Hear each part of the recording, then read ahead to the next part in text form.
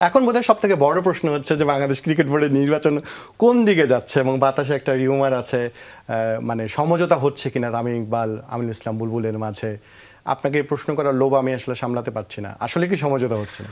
প্রার্থীদের মধ্যে কি হচ্ছে না হচ্ছে সেটা আমার সেভাবে আমি অবগত না, তবে হতে পারে তারা দুইজনই সাবেক ক্রিকেটার, একজন অগ্রজ আর একজন অনুজ, এবং যেহেতু ক্রিকেটটা তো আমরা তো হয়তো পলিটিশিয়ানদের জন্য হয়তো বিষয়টা ভিন্ন থাকে, বাট তারা দুইজনই তো ক্রিকেটের ভালোর জন্য চাচ্ছেন।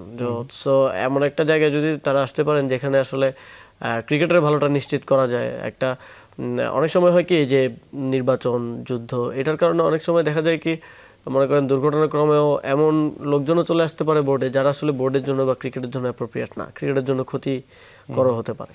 তো সেক্ষেত্রে যদি যারা ইলেকশন করছেন হতে পারে যে তাদের মধ্যে কোনো সমঝোতা হলো না, তারপরে একটা বোঝাপড়া হওয়া উচিত যে বোর্ডটাকে ওনারা কীভাবে সামনের দিনে রান করবেন, এটা আমার মনে হয়েছে জরুরি।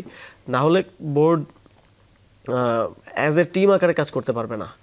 দেখা যাবে যে বোর্ডের মধ্যেই নানা ইতোপূর্বে তো বোর্ডে কখনো ইলেকশন হয় নাই সেভাবে, প্রেসিডেন্ট ইলেকশন তো আর হয় নাই, একজনের উপরে ব্লেসিং ছিল সেই যথারীতি চলে আসতো এবং তাকে ঘিরেই সব আয়োজন।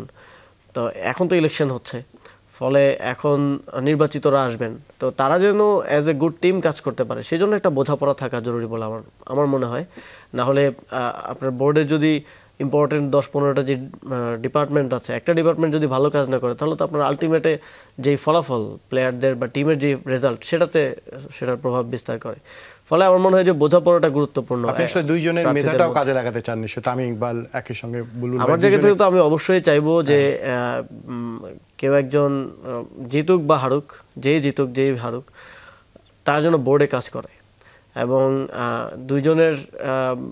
দুইজনেরই যোগ্যতার জায়গা হয়তো ভিন্নতা আছে, কম বেশি থাকতে পারে, অভিজ্ঞতা কম বেশি থাকতে পারে, তবে দুইজনেরই বাংলাদেশের ক্রিকেটকে দেওয়ার অনেক কিছু আছে, সম্ভাবনা আছে। সেটা আমরা আমার জায়গা থেকে মন্ত্রণালয়ের পক্ষ থেকে আমরা চাইবো যে সেটা যেন আমরা প্রপারলি কাজে লাগাতে পারি। মানে সেই জায়গায় বলছি ইলেকশনের প্রসেসটা বলতে সরাসরি তো সভাপতি ইলেকশনের কোনো প্রসেস নেই, প্রথমে পরিচালক নির্বাচিত হতে হবে। সেই জায়গাটা গত কয়েকদিন ধরে আসলে গুঞ্জন হচ্ছে যে পরিচালকের মধ্যে কে কি কোন জায়গায় যাবে ভাগাভাগি বা এরকম একটা প্রশ্ন আসছে, এবং টপ অফ দ্য টাউন হচ্ছে এটাই প্রশ্ন যে আসলে কতটুকু হলো শেষ পর্যন্ত। আপনার তো বা এই জায়গা থেকে সবকিছু বলাটাও সম্ভব না সে বাস্তবতায়।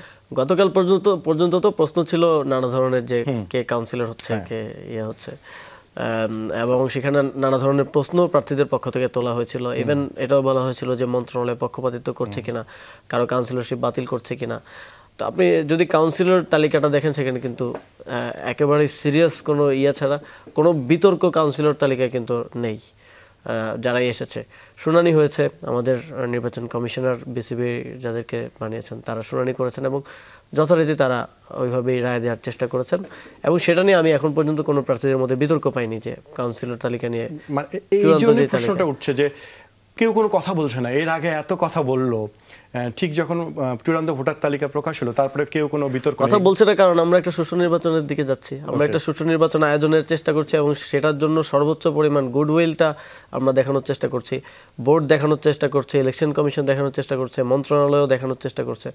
ফলে যেটা হয়েছে, সবাই এই জায়গাটায় এখন আর কথা তোলার সুযোগ পাচ্ছে না যে কোথাও কোনো প্রভাব বিস্তার বা কারচুপি বা কাউকে হারিয়ে দেয়া, কাউকে বাদ দেয়া, এই কথাটা বলার আর সুযোগটা এখানে নেই। আমাদের ম্যান্ডেটটা খুব স্পষ্টভাবে আমরা যেটা চাই সেটা হচ্ছে সুষ্ঠু একটা নির্বাচন, বিতর্কহীন একটা নির্বাচন।